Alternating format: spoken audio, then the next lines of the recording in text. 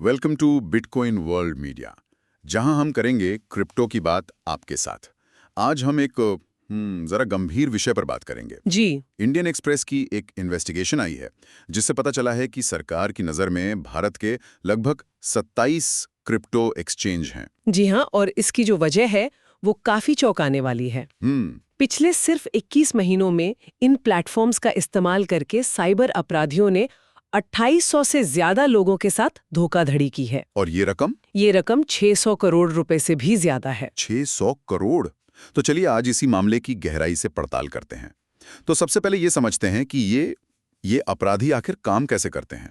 देखिए, तरीका बहुत शातिर है। ये लोग क्या करते हैं कि नकली ट्रेडिंग या इन्वेस्टमेंट एप्स बना देते हैं। नकली एप्स? हाँ, जो देखने में बिल्कुल असली लगते हैं।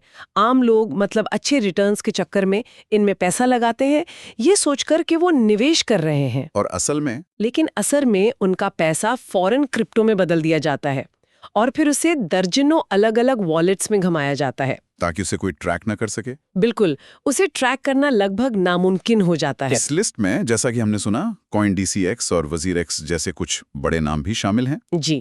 तो जब इन कंपनियों से बात की गई तो उनका क्या कहना था इस पर? ज्यादातर एक्सचेंजों ने तो एक तरह से अपनी जिम्मेदारी से इनकार ही किया है। अच्छा। उनकी दलील ये है कि वो तो सिर्फ एक प्लेटफॉर्म है, जैसे आप ओला या स्विगी को ले लीजिए। ओला, स्विगी? जी। उनका कहना है कि अगर कोई अपराधी उनकी सर्विस का इस्तेमाल करता है तो इसमें प्लेटफॉर्म की क्या गलती है। उन्होंने ये भी कहा कि वो KYC मतलब अपने ग्राहक को जाने, जी, और एंटी मनी लॉन्ड्रिंग जैसे हाँ, सभी सरकारी नियमों का पालन करते हैं और किसी भी संदिग्ध लेन देन की जानकारी सरकार को देते हैं। क्वेश्चन: तो क्या इन एक्सचेंजों पर लोगों का पैसा सुरक्षित नहीं है? मेरा मतलब, क्या ये खुद भी हैकिंग का शिकार हो सकते हैं? आंसर: ये एक बहुत बड़ा सवाल है और चिंता का विषय भी है।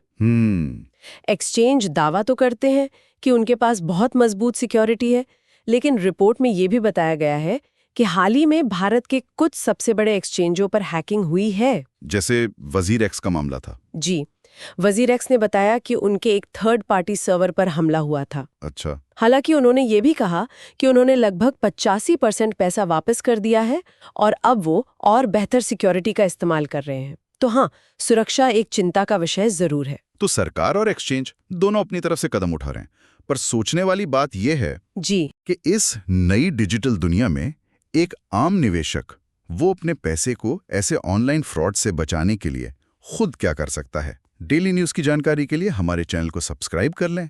जल्द ही मिलते हैं एक नए टॉपिक के साथ। धन्यवाद।